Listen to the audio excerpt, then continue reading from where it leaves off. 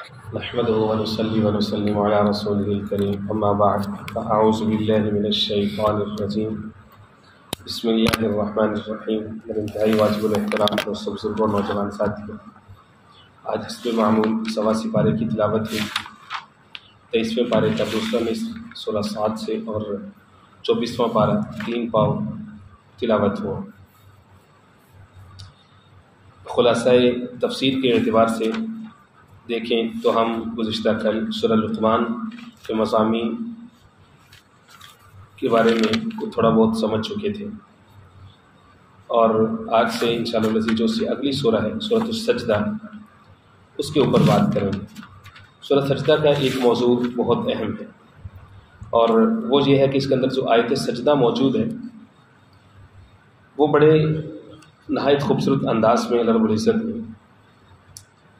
سجدے کا تذکرہ فرمایا ہے کہ مومن تو وہ ہیں کہ جب ان کے سامنے ہماری آیات پڑھی جاتی ہیں، ذکر کی جاتی ہیں، تو وہ سجدے میں گر جاتے ہیں، وہ جھک جاتے ہیں، اکڑتے نہیں۔ گویا کہ دو طرح کی اپروچز ہوتی ہیں، ایک یہ ہے کہ کوئی آیا، کوئی حدیث پاک سن کے اب اس میں سے کوئی نہ کوئی اعتراض کا پہلو اٹھانا، ایک یہ اپروچ ہوتی ہے۔ ایک یہ ہوتی ہے کہ اس کے سامنے جھک جانا، کہ جو ہے جیسے کہ اللہ اور اس کے رسول کا فرمان۔ ہاں، اس میں عملی پہلو کیا ہے، اس میں سہولت کیا ہے، اس کے اوپر سوال کرنے کی بالکل گنجائش موجود ہوتی ہے۔ اللہ رب العزت نے اس کے ساتھ ہی فرمایا کہ ہمارے مومن بندے وہ ہیں تتجافی جنوبہم عن المضاجع یدعون ربہم، کہ ان کی پہلو ان کے بستروں سے، مضاجع مضجع کی جمع ہے، ان کی آرام گاہوں اور خواب گاہوں سے جدا رہتے ہیں۔ یدعون ربہم خوفا وطمعا، اور وہ اپنے رب کو پکارتے ہیں، دعا کرتے ہیں۔ خوف اللہ کا خوف ہوتا ہے، طمع اور اللہ کی رحمت کا لالچ ہوتا ہے۔ سیدھی سی بات یہ تھی کہ تہجد کا حکم دے دیتے یا تہجد کی طرف اشارہ فرما دیتے، بے رات کو اٹھا کرو، اللہ کے سامنے رویا کرو، راز و نیاز کی باتیں کیا کرو، اللہ کا خوف اور اللہ کی محبت تمہارے دلوں میں ہونی چاہیے۔ بات سیدھی سی تھی، لیکن چونکہ عمل اتنا حسین اور اتنا خوبصورت ہے کہ اس کے لیے رب العزت نے ایک پورا منظر کھینچا کہ ان کے پہلو، ان کی پشتیں ان کے بستروں سے جدا رہتی ہیں، گویا کہ سوتے ہیں لیکن پھر اللہ کی یاد ان کو سونے نہیں دیتی اور وہ اٹھ جاتے ہیں۔ اور یہ بعینی یہی معمول آقا کریم علیہ السلام کا تھا۔ 10 احادیث صحیح ستہ کے اندر موجود ہیں۔ اما جان فرماتی ہیں کہ آقا کریم علیہ السلام آیا کرتے، لحاف میں تھوڑی دیر میں ساتھ لیٹا کرتے، اور اس کے فوراً بعد یہ کہا کرتے کہ عائشہ مجھے اجازت دو کہ میں اپنے اللہ کے سامنے سر مسجود ہو جاؤں۔ اور پھر اس کے بعد حضور پاک علیہ السلام کہ جو قیام اللیل تھا، جو نوافل تھے، خود ہی فرماتی ہیں کہ قیام میں کھڑے ہوتے تو مجھے لگتا تھا کہ شاید کبھی رکوع نہیں فرمائیں گے، رکوع میں جاتے تھے تو مجھے لگتا تھا شاید کبھی رکوع سے اٹھیں گے نہیں، جب سجدے میں جاتے تو مجھے لگتا تھا کہ شاید سجدے سے اب کبھی سر نہیں اٹھائیں گے، جب سجدے سے اٹھ کے بیٹھتے تھے پھر دوسرے سجدے میں جاتے تھے تو پھر وہ اتنا لمبا سجدہ ہوتا تھا۔ فرماتی ہیں فلا تسأل عن حسنہن وطولہن، بس کچھ پوچھ ہی مت حضور پاک علیہ السلام کی یہ جو نماز تھی کیسی حسین تھی، کتنی خوبصورت تھی اور کتنی لمبی تھی، کچھ پوچھ ہی مت۔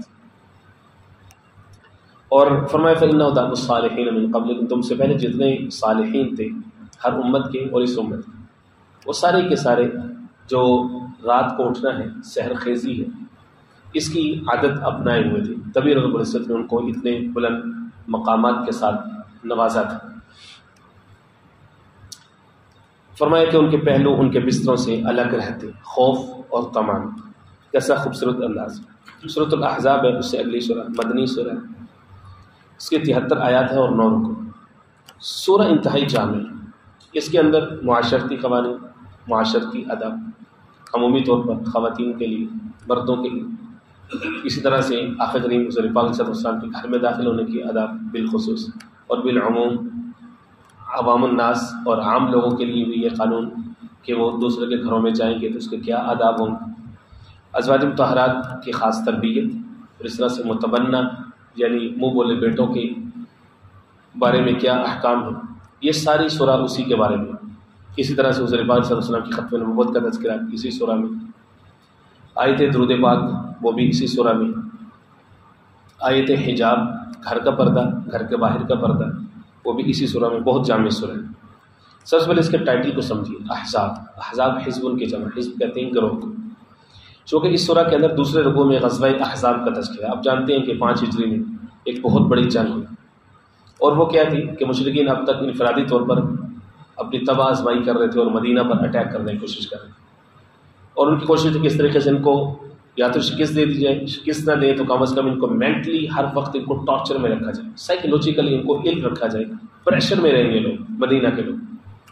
غزوہ بدر کی اسالٹ آپ کے سامنے، غزوہ احد کے حالات آپ کے سامنے. غزوہ احزاب اپنی طرف سے وہ ایک فیصلہ کن سمجھ لیجیے کہ وہ جنگ کرنا چاہتے ہیں. انہوں نے کیا کہ الائنس، اپنی فورسز ایسی بنائیں، گرینڈ الائنس بنائے، جیسے کوئی سپر پاور ہوتے ہیں تو اس کے ارد گرد ویسے ہی اتنے سارے ویسے ہی جڑ جاتے ہیں، سارے ہی اس کا اتحادی بن جاتے ہیں، جس کو کہتے ہیں نا ہاتھی کے پاؤں میں سب کا پاؤں. جس کے پاس طاقت ہوتی ہے نا، مائٹ از رائٹ، تو سب لوگ اس کے ارد گرد خواہ مخواہ اپنی پھوپھاں بنانے کے لیے. تو وہ چونکہ طاقتور لوگ تھے، مکہ کے جو لوگ تھے، تو انہوں نے ارد گرد کے قبائل کو اکٹھا کر لیا، ڈیلیگیشن بھیج کے گرینڈ الائنس میں 10,000 کا لشکر، چھوٹی سی بستی مدینہ منورہ اس وقت ایک طرف سے پہاڑوں میں گرا ہوا تھا، باقی کے بارے میں سارا کا سارا سمجھ لیجیے کہ غیر محفوظ تھا. حضور پاک صلی اللہ علیہ وسلم نے صحابہ سے مشورہ کیا، سیدنا سلمان فارسی رضی اللہ تعالیٰ عنہ جو کہ عجمی تھے، فارس سے گئے ہوئے، انہوں نے عرض کی یا رسول اللہ، ہم ہمیشہ سے ہمارا چونکہ ٹاکرا رہا ہے بہت بڑی طاقت کے رومنس کے ساتھ، تو ہم یہ کرتے تھے کہ ہم خندق کھود لیتے تھے. ان دنوں میں فضائی حملوں کا تو ڈر تھا ہی کوئی، یہ والی ٹیکنالوجی نہیں تھی، زمین سے ہی آنا جس نے آنا، گھوڑے کے ذریعے سے آنا، سواری سے آنا. اللہ اکبر کبیر. صحابہ کرام کے ایمان پر قربان جائے، رب العزت ایسے نہیں ان کے ایمان کی قسمیں کھاتے اور مثالیں دیتے. زینوا فی قلوبہم، اتنا مضبوط ایمان جس کو اللہ نے سینوں میں سجایا ہو، جس کو اللہ نے دلہن بنا کے ان کے سینوں میں اتارا ہو، کتنا پہاڑوں جیسا مضبوط ایمان. فرمایا کہ خندق کھود کر کے اپنا دفاع کریں کہ جس کو وہ کراس نہ کر سکے، چوڑی بھی اتنی ہونی چاہیے، گہری بھی اتنی ہونی چاہیے. چند ہی دنوں میں اور وہ چند ہی جان نثار حضور پاک صلی اللہ علیہ وسلم کے ساتھ لگے اور پوری خندق کھود ڈالی، میلوں لمبی خندق کھود. وہ جب آئے تو ان کے لیے یہ حیران کن تھا، ان کو بہت بڑا سرپرائز تھا. دشمن کو سرپرائز دینے کا مزہ بھی الگ ہی ہوتا ہے. تو ان کے لیے سرپرائز تھا کہ یہ کیا ہمارے سامنے. تو ان میں سے بڑے بڑے جنگجو تھے، بڑے بڑے ذہین تھے، بڑے بڑے پھرتیلے تھے. ٹرائی انہوں نے بڑی کی کہ وہ جمپ کر جائیں، لیکن گر جاتے تھے اور پھر مارے جاتے تھے، پکڑے جاتے تھے. اور عام مبارزت کا بھی انہوں نے اعلان کیا، اس میں بھی ان کو شکست. بالآخر انہوں نے کیمپنگ کر لی باہر کہ مسلمان تھکیں گے نفسیاتی طور پر، اور پھر بالآخر ہمارے ساتھ دو بدو لڑائی کریں. 28 یا 30 دن تک وہ باہر پڑے رہے. حالات بڑے سخت تھے مسلمانوں کے. انہوں نے اپنی طرف سے ٹرائی یہ کی کہ مسلمانوں کا جو اتحادی قبیلہ تھا یہودی، ڈیلیگیشن بھیجا خفیہ اور ان کو بنا لیا مسلمانوں کے خلاف، اکسا لیا. اب جب گھر کا بھیدی، گھر کے اندر سے اگر کوئی دشمن اٹھے تو وہ بڑا خطرناک ہے. باہر سے آنے والے کو تو روک لیا، لیکن ان کا ڈیلیگیشن کا پتہ چلا کہ یہود ان کے ساتھ مل گئے. حضور پاک صلی اللہ علیہ وسلم کے جاسوس بھی بڑے تیز تھے. حضور پاک صلی اللہ علیہ وسلم نے بھی اپنا جاسوس روانہ کیا. فرمایا کہ جاسوس کو حکم دیا کہ آپ جا کر کے نا حالات کا جائزہ لیں، اور اگر تو واقعتاً یہود بغاوت پر آمادہ ہو چکے ہیں تو پھر مجھے آ کر کے آپ نے واضح طور پر نہیں بتانا. اس کی وجہ ہے کہ تم آ کے واضح طور پر بتاؤ گے تو پھر یہی جو مسلمان ہیں ان کے بیوی بچے سارے کچھ تو پیچھے چھوڑے ہوئے ہیں، تو وہ تو اصل شیل تو وہی یہودی ہیں، تو ان کو اپنے مال و جان کی، اپنے بیوی بچوں کی پڑ جائے گی تو لڑائی میں کمزور ہو جائے. تو اشارتاً آپ نے مجھے بتا دینا کہ وہ واقعتاً ایسا کر چکے مخالف. تو جاسوس نے آ کر کے جو بھی اشارہ تھا بتا دیا کہ رسول اللہ کہ وہ تو بغاوت پر آمادہ ہے، اور یہ بہت بڑا مسلمانوں کے لیے سیٹ بیک ہوگا، بیک سے چھرا چلانے والی بات ہوگی، اور یہ بڑا ہی خطرناک. حضور صلی اللہ علیہ وسلم سخت پریشان ہوئے. اسی وجہ سے جو غزوہ احزاب تھا اس کے فوراً بعد حضور صلی اللہ علیہ وسلم نے اسی یہودی قبیلے کا خاتمہ کیا، ان کو وہاں سے بھگا دیا ہمیشہ کے لیے مدینہ منورہ سے. بڑی انہوں نے منتیں ترلے کی کہ ہم نے تو ایسا نہیں کی، ہمارا تو ایسا ارادہ نہیں تھا، ہم مسلمانوں کے خلاف بغاوت نہیں کرنا چاہتے. بالآخر ان کے پاس بہت بڑا ذخیرہ اسلحے کا پکڑا گیا، جو کہ واضح شہادت اس بات کی تھی کہ یہ مسلمانوں کے خلاف بغاوت پر آمادہ ہو چکے تھے. اللہ رب العزت نے دو طریقے سے مدد فرمائی. ایک یہ مدد فرمائی کہ مشرکین کا ایک خاص شخص ان کے اندر سے وہ مسلمان ہو گئے. وہ رات کو آیا اندھیرے میں حضور پاک علیہ الصلوۃ والسلام کے پاس، اور آ کر کے آقا علیہ الصلوۃ والسلام کے ہاتھ میں ہاتھ دے کے مسلمان. اور عرض کی یا رسول اللہ اگر آپ مجھے کوئی ڈیوٹی دینا چاہتے ہیں تو ابھی تک ان کو پتہ نہیں کہ میں مسلمان ہو چکا ہوں، کوئی ڈیوٹی دینا چاہتے ہیں تو آسائن کیجیے. اگر آپ فرماتے ہیں میں سیدھا جا کے اعلان کروں تو میں اعلان کر دیتا ہوں، مجھے کوئی خوف نہیں، میں اعلان کر دوں کہ مسلمان ہو چکا ہوں. اور میں نہیں، آپ نے اعلان نہیں کرا، آپ کی ذمہ داری ہے، آپ واپس جاؤ. ان کو محسوس نہیں. وہ واپس گئے اور پھر ان کا جو پلان تھا وہ بڑا شاندار تھا. چونکہ 27-28 دن گزر چکے تھے، وہ مختلف طرح کے لوگوں کو اکٹھا کر کے لائے تھے ورگرام اور لوگوں کے مسلمانوں کے خلاف. اب ان کے پاس کوئی ایک سنگل آئیڈیالوجی تو تھی نہیں، وقتی جوش تھا ان کے اندر. اب جو ہے وہ ان کے مختلف گروہوں کے پاس گئے. ایک کو کہا کہ وہ تو بھاگنے والے ہیں، تم تو عارضی طور پر آئے تھے، اب دیکھ لینا محمد اور اس کے ساتھی صلی اللہ علیہ وسلم کیا کریں گے، یہ بھاگ جائیں گے. یہ مشرکین کا تو ان کے ساتھ خاندانی پیار تھا پرانا، تم کیا لینے آئے ہو ان کے پیچھے. اسی طرح سے ان کے پاس گئے، ان کو کہا کہ وہ تو چھوڑ کے جا رہے ہیں تمہیں. تو اس طرح سے ان کے بیچ میں پھوٹ ڈالی. اس کو کہتے ہیں الحرب خدعہ، حدیث پاک میں آتا ہے.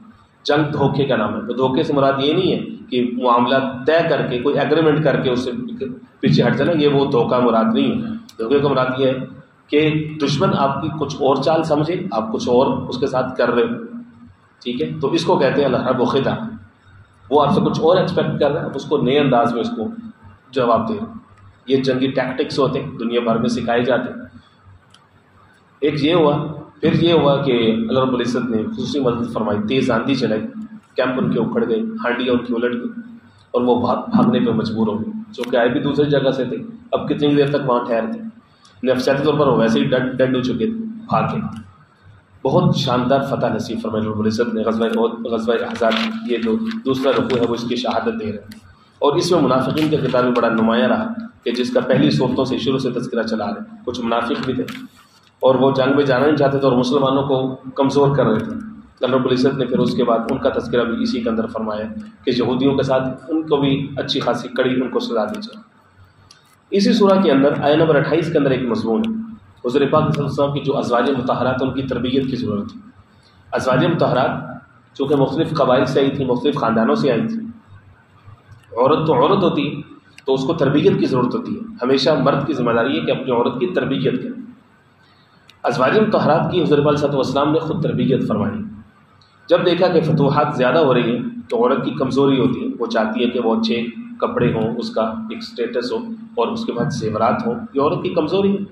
کمزوری کیا ہے؟ ضعف کا لفظ تو ویسے ہی ہلکا ہے، بلکہ یہ عورت کا حسن ہے، اس کا گہنا ہے کہ اس کے پاس یہ ساری چیزیں ہوں، وہ جس کا مطالبہ کرے. اچھی بات ہے، عورت کی حیثیت سے اچھی بات ہے. لیکن آقا کریم سید المرسلین حضور پاک صلی اللہ علیہ وسلم کے گھرانے سے تھی. جہاں پر رہنے کی تو اپروچ ہی اور ہے. جہاں پر رہتے ہوئے آپ مادہ دولت اور ان چیزوں کا تقاضا رکھیں، یہ ٹھیک نہیں کہ آپ امت کو کیا درس دیں گے. اگر نبی کے گھر کے اندر یہ ساری دولت کی ریل پیل ہوگی، اگرچہ ساری دنیا حضور پاک سارے خزانے ہی حضور کے لیے، تو دنیا کو کیا رول ماڈل ہو. اس لیے رب العزت نے فرمایا، وہ ازواج مطہرات نے آ کر کے مطالبہ کیا حضور پاک صلی اللہ علیہ وسلم سے. حالات کھل چکے ہیں، کیسر و کسریٰ فلاں علاقے کی قبائل کے جو سرداروں کی عورتیں ہیں ان کے پاس یہ کچھ ہے، ہمارا بھی کچھ نفقہ بڑھا دیجیے. شرعی اعتبار سے اس میں کوئی قواعد نہیں تھی. میں دوبارہ سے دوہرا رہا ہوں. اللہ رب العزت نے فرمایا نبی صلی اللہ علیہ وسلم آپ اپنی بیویوں سے کہیں اگر وہ دنیا کی زندگی چاہتی ہیں، دنیا کی زیب و زینت چاہتی ہیں، ایک چوائس. دوسری آپ کا ساتھ چاہتی ہیں، دوسری چوائس. دنیا کی زیب و زینت مقدم ہے تو آئیں، امتعکن، کچھ نفع دیتا ہوں، کچھ جوڑے کپڑے دیتا ہوں، واسرحکن سراحا جمیلا، خیر بات کیا دیتا ہوں آپ کو. لیکن اگر تم اللہ اور اس کا رسول اور آخرت کا گھر چاہتی ہو تو اللہ رب العزت نے ایسی محسنات قربانی دینے والی نیکوکار عورتوں کے لیے رب العزت نے بہت بڑا اجر تیار کر کے رکھا. اس کو کہتے ہیں جس طرح کا ایمان کا لیول ہوتا ہے نا کسی شخص کا، تو اس کو قربانی بھی ویسی دینی ہوتی.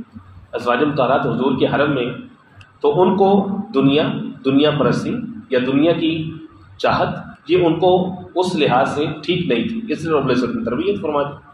اس کے بعد پھر ازواج مطہرات کے لیے ایک پوری گائیڈ لائن دی. وہ صرف ازواج مطہرات کے لیے نہیں ہے جیسے 22واں پارہ شروع ہوتا ہے آیت نمبر 31، بلکہ رہتی دنیا تک جتنی مسلمان بچیاں، بہنیں، بیٹیاں، عورتیں، ان سب کے لیے گائیڈ لائن. فرمایا کہ جو کوئی تم میں سے اللہ اور اس کے رسول کی فرما برداری کرے گی تو رب العزت نے اس کے لیے دوہرا اجر رکھا ہے. نمبر 1. نمبر 2 فرمایا کہ اے نبی کی بیویوں تم عام عورتوں کی طرح نہیں ہو بلکہ تم نے دنیا بھر کی عورتوں کے لیے ماڈل اور نمونہ بنا. امہات المؤمنین تمہارا لقب ہے. فرمایا یاد رکھو جب بھی تم کسی اجنبی شخص سے تمہیں بات کرنی پڑے پردے میں، حالانکہ پوری امت کے مرد سارے کے سارے روحانی بیٹے ہیں رسول پاک صلی اللہ علیہ وسلم کی ازواج مطہرات کی، لیکن تربیت یہ فرمایا کہ فلا تخضعن بالقول، نرمی کے ساتھ گفتگو نہیں کرنی کسی بھی اجنبی شخص کے ساتھ. فیطمع الذی فی قلبہ مرض، جس کے دل میں کوئی مرض ہے تو وہ کوئی آپ کی طرف میلان اختیار کرے. تو اس لیے نرم آواز میں اجنبی مرد سے بات کرنا، جدید زمانے میں تو اس کو فیشن بنا دیا گیا کہ اس کے بغیر کاروبار اور بزنس نہیں چلتا. صاحب لوگوں کا جناب بزنس اسٹیبلش کرتے ہیں تو کسی بھی خوش شکل اور خوبصورت عورت کا سہارا لیتے ہیں، اس کے ساتھ میں بزنس چلاتے ہیں، اس کو ریسیپشن پہ بٹھاتے ہیں اور اس کو جناب بتاتے ہیں کہ اسماعیل تو سنت ہے. سبحان اللہ، کیا بات. اپنی مرضی کی حدیثیں گھڑ گھڑ کے لوگوں نے رکھی ہے جس سے ان کے اپنے نفس کا فائدہ ہو، اپنے کاروبار کا فائدہ. استغفر اللہ، معاذ اللہ. اللہ ہدایت نصیب فرمائے.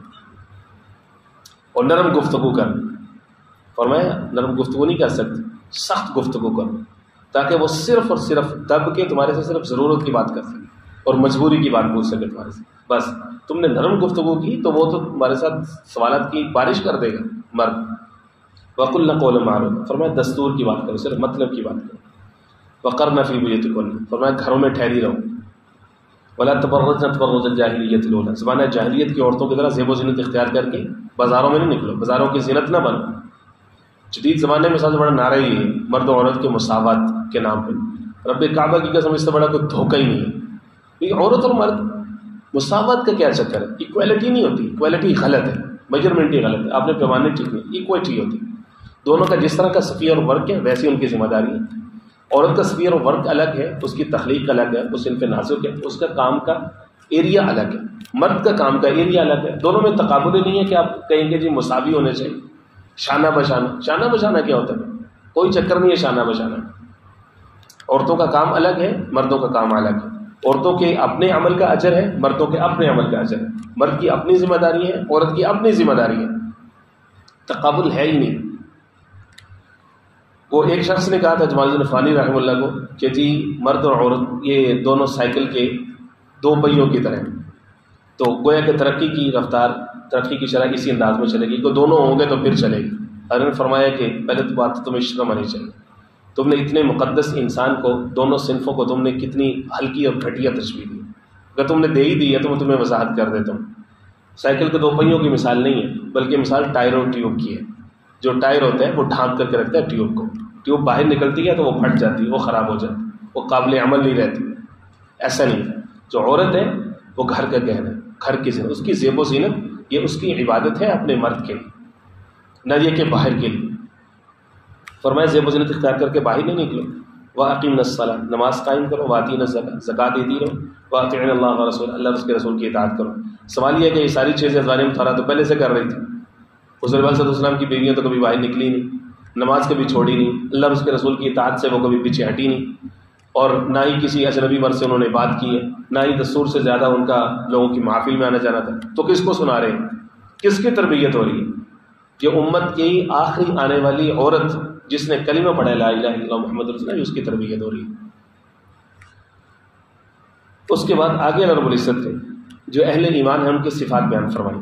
مسلمان مرد، مسلمان عورتیں، مومن مرد، مومن عورتیں، فرمانبردار مرد، فرمانبردار عورتیں، سچ بولنے والے مرد، سچ بولنے والی عورتیں، صبر کرنے والے مرد، صبر کرنے والی عورتیں، جھکنے والے مرد، جھکنے والی عورتیں، صدقہ کرنے والے مرد، صدقہ کرنے والی عورتیں، والصائمین والصائمات، روزہ رکھنے والے مرد، روزہ رکھنے والی، اپنی شرمگاہوں کی حفاظت کرنے والے مرد اور حفاظت کرنے والی عورتیں، اللہ کا ذکر کرنے والے مرد، اللہ کا ذکر کرنے والی عورتیں. قرآن مجید کا عام اسلوب یہ ہے، مزے کی بات نہیں. اللہ رب العزت مذکر کا صیغہ، مذکر کے صفت استعمال کرتے ہیں، عورت اس کے تابع ہوتی ہے. مثلا کہا جاتا ہے یا ایھا الذین آمنوا، اے وہ لوگوں جو ایمان لائے ہو. اب آمنوا مذکر کا صیغہ ہے تو کیا اس میں مومن عورتیں داخل نہیں؟ داخل ہیں. وہ تابع داری میں آ جاتی ہیں. اس کے مرد کی تابع میں عورتوں کا تذکرہ بیچ میں آ جاتا ہے. یہاں پر یہ مقام پہ اللہ رب العزت یہ قرآن مجید کو چند ایک مقامات میں سے جہاں پہ مذکر مؤنث دونوں کو پیرالل بتایا. بتلانا مقصود یہ ہے کہ مرد ہرگز یہ نہ سمجھے کہ میرے پاس چونکہ مواقع زیادہ ہیں، میں مسجد میں زیادہ جا سکتا ہوں، میں زیادہ درس سن سکتا ہوں، تو میں زیادہ عبادت کر سکتا ہوں، تو میرا تو جناب محنت کرنا بھی عبادت ہے، تو یہ ساری چیزیں تو میں عورت سے کہیں زیادہ آگے بڑھ جاؤں گا. فرمایا نہیں، ایسا نہیں. جو اعمال صالحہ کے جو پرسکرپشن اللہ رب العزت نے دی ہے اس میں مرد اور عورت دونوں میں سے جو بھی آگے نکلے گا وہ اللہ کا محبوب بن جائے. وہ اللہ کی طرف. عورت رابعہ بصریہ ہو، ہزاروں لاکھوں مرد کو اس کے مقابلے بھی کچھ نہیں ہے. اللہ کا قرب جس عورت کو مل جائے، جس مرد کو مل جائے. تو اس لیے یہاں پہ مرد اور عورت دونوں کی صفات کا تذکرہ پیرالل کیا، یہی بتانے کے لیے. آگے ایک واقعہ ایک نمبر 36 سے ایک واقعہ ہے، اور وہ ہے سورہ کے شروع میں جو بیان ہوا وہ ہے منہ بولے بیٹوں کا تذکرہ. وما جعل، جس کے اندر اللہ رب العزت نے فرمایا ہے کہ یاد رکھو کہ وما جعل ادعیاءکم ابناءکم، تمہارے منہ بولے بیٹے تمہارے حقیقی بیٹوں کی طرح نہیں ہو سکتے. لوگ اڈاپٹیڈ سنس لوگ یہاں عام ہیں، ایک دوسرے بیٹا لے لیتے ہیں. فرمایا کہ دیکھو حقیقی بیٹے کی جگہ پہ کوئی نہیں آ سکتا. اگر وہ بیٹا متبنہ منہ بولا بیٹا، اگر اس نے اس عورت کا دودھ نہیں پیا بچپن کے یعنی پہلے 2 سال میں، اب وہ جب بھی بالغ ہو جائے گا تو وہ اب اس عورت کے لیے غیر محرم ہے، چاہے بچپن سے ہی اس کو ماں کہتے ہوئے بڑا ہے، اس کی جو حقیقی بیٹی ہے اس کو بہنیں کہتے ہوئے بڑا ہوا، لیکن یہ اس کے لیے غیر محرم ہے. سیدھی سیدھی پکی ٹکی بات. لوگ چاہے جتنی مرضی ہزار ہمیں دلیلیں دیتے رہے، عقلی قرآن مجید یہ کہہ رہے ہیں اللہ کہ ذالکم قولکم بافواہکم، یہ تمہارے منہ کی باتیں ہیں، اللہ نے اس کو تسلیم کرنا. عملی ایک واقعہ بتا دیا اسی سورہ کے اندر. ایک صحابی ہے زید رضی اللہ تعالیٰ عنہ، وہ کہاں سے ہجرت کی اور کس طرح سے غلام بنتے بنتے ایک اچھے خاندان کے فرد تھے، حضور پاک صلی اللہ علیہ وسلم کے پاس پہنچی. ایک لمبی سٹوری ہے ان کی. حضور پاک صلی اللہ علیہ وسلم نے کمال شفقت کا مظاہرہ کیا، اپنا بیٹا بنا لیا. اتنی محبت دی کہ ان کے باپ اور چچا وغیرہ ڈھونڈتے ڈھونڈتے کہاں سے نکلے حضور کے پاس پہنچے اور آ کر کے آفر کی کہ جتنا مال لینا لے لیں. اس زمانے میں غلام لونی ہے، تجارت عام تھی، جتنا ہمارے بیٹے کو چھوڑ دیں. حضور نے فرمایا کہ اچھا میری بات بھی سن لو، یہ بچہ ہے تمہارا، جانا چاہتے ہیں مجھے تم سے 1 درہم دینار کچھ نہیں لینا، لے جاؤ. اللہ اکبر کے لیے کیا بات، ہمیں اپنا بنا کے چھوڑ دیا، کیا اسیری ہے، کیا رہائی ہے، جاؤ. زید رضی اللہ تعالیٰ نے مسکرا کے دیکھا اپنے ابا اور چچا کی طرف، ان کو فرمایا کہ میں جس در پہ آ چکا ہوں نا، مجھے یہاں پر جو سکون ہے نا، تو اب آپ کا جنت میں تو ملاقات ہو سکتی ہے لیکن اس وقت میں آپ کے ساتھ کبھی جانے والا نہیں ہوں. مجھے جو محبت یہاں پہ ملی ہے وہ باپوں سے، چچاؤں سے، رشتہ داروں، عزیزوں سے کہیں بڑھ کے. میں یہ در ابا حضور آپ ملنا چاہتے ہیں یا رہنا چاہتے ہیں، کہیں جاؤں گا نہیں آپ کے ساتھ، رہوں گا میں ادھر. لوگوں نے زید بن محمد کہنا شروع کیا، پورے مدینہ میں مشہور ہو گئے زید بن محمد، یہ تو محمد صلی اللہ علیہ وسلم کا بیٹے ہیں. حضور پاک صلی اللہ علیہ وسلم نے اپنی چچا زاد یا پھوپھی زاد کے ساتھ پھوپھی زاد کے ساتھ نکاح کر دیا زینب رضی اللہ تعالیٰ کے ساتھ. اب یہ اچھے عمدہ خاندان کے چشم و چراغ تھیں اور زید کے بارے میں بہرحال یہی تھا کہ وہ غلام بنتے بنتے یہاں تک پہنچے، اگرچہ وہ اصل میں غلام نہیں تھے، نبھا نہیں ہو سکا. لوگوں کی مینٹیلٹی ہوتی ہے مرد و خواتین کی کہ میرا فلانا اسٹیٹس ہے، یہ اسٹیٹس ہے. حضور پاک صلی اللہ علیہ وسلم ان کو سمجھاتے رہے کہ بھائی گزارا کرو. بلاخر نہیں ہو سکا. جب سپریشن ہو گئی تو اللہ رب العزت نے آسمان سے جبرائیل کو اتارا، فرمایا جاؤ میرے محبوب کو خبر دو کہ زینب کا نکاح ہم نے اب آپ سے کر دیا ہے. انہوں نے سیدہ زینب رضی اللہ تعالیٰ عنہ مسکرایا کرتی تھی اور باقی ساری جو ازواج مطہرات ان پر فخر کیا کرتے تھے کہ تم سب کے نکاح فرش پر ہوئے، میرا نکاح اللہ نے عرش سے حکم دے کے نازل کیا، تمہارے لیے تو گواہ ہوں گے، کوئی نکاح خواہ ہوں گے. میرے تو گواہ فرشتے تھے اور نکاح خواہ خود اللہ تھا. اللہ نے فرمایا، یہ آیت ہے 36-37، زوجناک محبوب ہم نے آپ کا نکاح اس سے کر دیا. سیدھی سیدھی وہ حضور کے گھر میں آ گئے. اللہ اکبر کے لیے کتنا سیدھا سیدھا معاملہ ہے. لیکن بات یہاں پہ رکی نہیں. منافقین تھے، پروپیگنڈا شروع کر دی. وہ بولا بیٹا تھا، بیٹے کی بیوی یعنی اپنی سابقہ بہو کے ساتھ نکاح کر لی، ان کو تو موقع چاہیے تھا. یہ کیا بات ہے، طوفان برپا کر دیا. اللہ نے فرمایا جو تمہارے اندر، جو تمہارے دماغوں کے اندر یہ جو کیڑا ہے نا، یہ جو خلاف شرع تمہارے اندر یہ چیز جو آئی ہوئی ہے کہ منہ بولے بیٹے حقیقی بیٹوں کی طرح ہوتے ہیں، ہم نے اس کو جڑ سے اکھاڑنا ہے. ہم نے اس قانون کو تمہارے اوپر لاگو کر کے بتانا ہے کہ منہ بولا بیٹا حقیقی بیٹے کی طرح نہیں ہو سکتا. ہم نے بتایا اپنے نبی صلی اللہ علیہ وسلم سے ایک مثال قائم کی ہم نے. وہ بولا بیٹا تھا، حقیقی بیٹا نہیں، ہم نے کر دیا نکاح. اللہ نے فرمایا لکئی لا یکون علی المؤمنین حرج، بہو ہم کہتے ہیں جو مومن ہے نا تو اس پر تو کوئی حرج نہیں، جو منافق ہے اس کو چھوڑ دیں. مومن مان لے گا اس بات کو، ہم جو کہہ رہے ہیں مومن اس کو مانے گا. آیت نمبر 40 ختم نبوت کی آیت.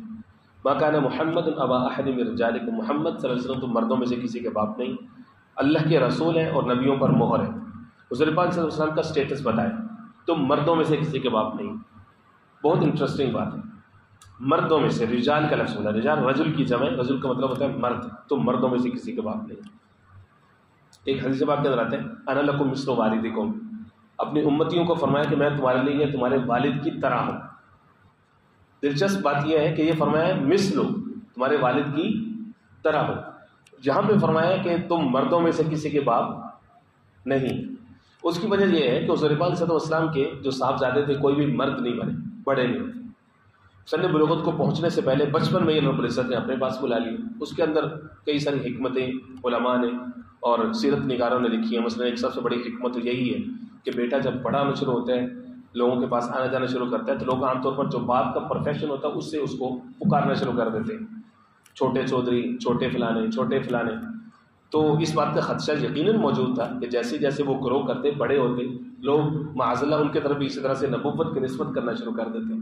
جس طرح سابقہ انبیاء میں پوری پوری لڑیاں چلتی تھی، باپ سے بیٹے کو نبوت ملتی تھی. جناب ابراہیم سے جناب اسماعیل، جناب اسحاق، یعقوب، یوسف، 4 پشتوں میں نبی موجود ہیں.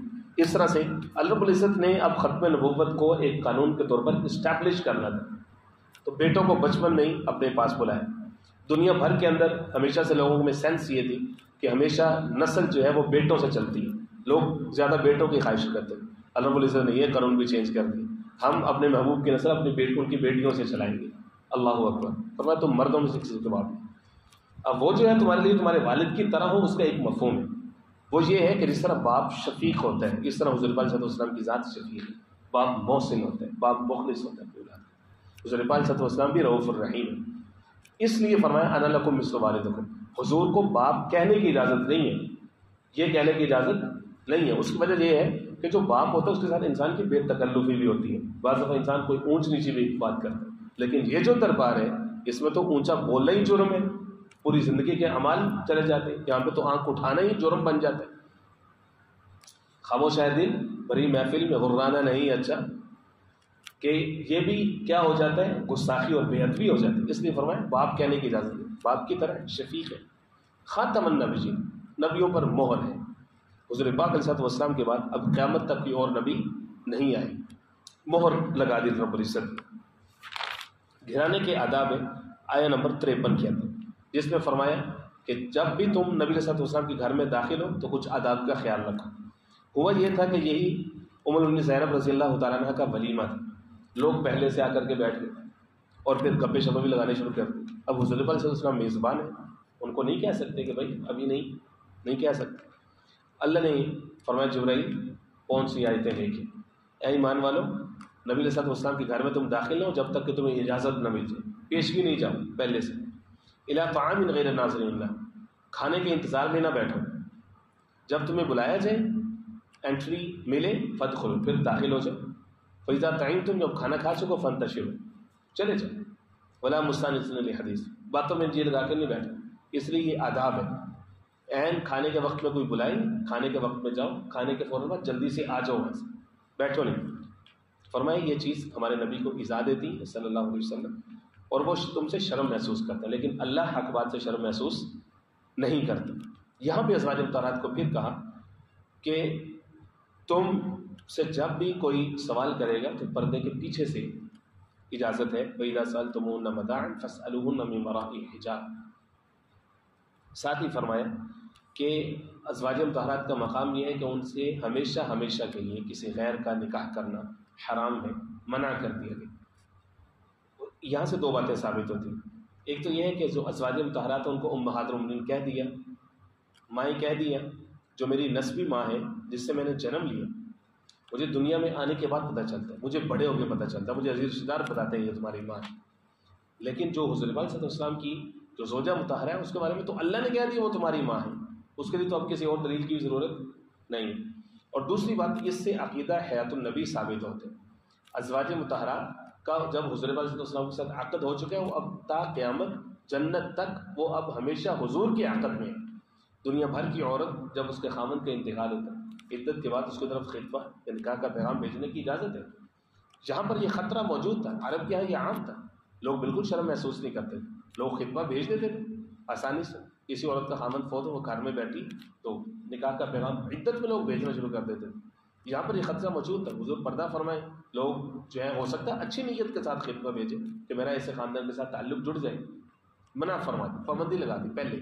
فرمایا کہ نہیں، کے ساتھ نکاح کرنے کی تمہیں اجازت نہیں ہے. آیت نمبر 59 کے اندر فرمایا واضح طور پر کہ نبی صلی اللہ علیہ وسلم اپنی بیویوں سے، بیٹیوں سے، مومنوں کی عورتوں سے کہہ دیں یدنین علیہن من جلابیبہن، گھروں سے باہر نکلیں تو بڑی چادر کے ساتھ اپنا گھونگھٹ لٹکا کر کے نکلا کریں. گھونگھٹ قدیم زمانے میں ہوتا تھا، اب بھی دیہاتوں کے اندر یہ عام، پوری بڑی چادر سر سے لے کے پاؤں تک عورت جو ہے وہ ڈھکی ہو اور اتنی کھلی ہو کہ جسم کے خد و خال اس میں نظر نہ آئے. اور پھر گھونگھٹ اس طرح سے ہوتا تھا کہ ایک آنکھ چھپی ہوتی تھی پیشانی سے ٹیڑھے کپڑے کے ساتھ، اور صرف ایک آنکھ سے صرف راستہ دیکھ سکے. اس طرح کا گھونگھٹ جو ہے وہ ہونا چاہیے، اس کو کہتے ہیں گھونگھٹ. اور میں یدنین علیہن من جلابیبہن. ایک اس آیت سے ایک دوسری بات یہ معلوم ہوتی ہے عقیدے کی. فرمایا اپنی بیویوں سے کہو، اپنی بیٹیوں سے کہو.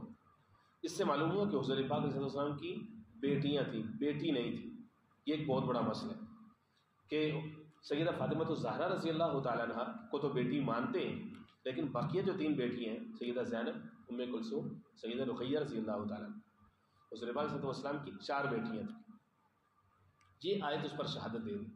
اگر بیٹی ایک ہوتی تو لفظ واحد کا آتا، بنتی کا، اپنی بیویوں سے تو اپنی بیٹی سے کہیں، لیکن اللہ نے فرمایا اپنی بیٹیوں سے کہو. اب کوئی شخص یہ کہے کہ جی اس انداز میں اللہ نے فرمایا گویا کہ امت کی جو عورتیں ان سب کو بیٹیاں کہا تو اس لیے جمع کا لفظ بولتی. اس کا جواب اگلے حصے کے اندر پڑا جس میں اللہ نے فرمایا مومنوں کی عورتوں سے کہیں، تو وہ تو الگ سے کہہ دیا. تو یہاں پہ حقیقی بیٹیاں مراد ہیں جن کے بارے میں فرمایا بیٹیوں سے بھی کہیں، بیویوں سے کہیں، مومنوں سے کہیں، کہ مومنوں کی عورتوں سے کہیں کہ وہ پردہ کریں. یہ سورۃ الاحزاب کے مضامین کافی جامع تھے، کوشش کی کہ مختصر ان کو آپ کے سامنے رکھا جائے. ابھی آگے سورہ سبا ہے، سورہ فاطر ہے، سورہ صافات ہے، ابھی صورتیں موجود ہیں، لیکن انشاءاللہ عزیز کل ان کے اوپر بات کریں گے. بسم اللہ الرحمن الرحیم. اللہم صلی علی محمد النبی الامی وعلی آلہ وصحبہ وبارک وسلم تسلیما کثیرا. اللہم نبل قلوبنا بالقرآن وزین اخلاقنا بالقرآن وادخلنا الجنة بالقرآن ونجنا من النار یا رحیم یا رحیم. صلی اللہ علیہ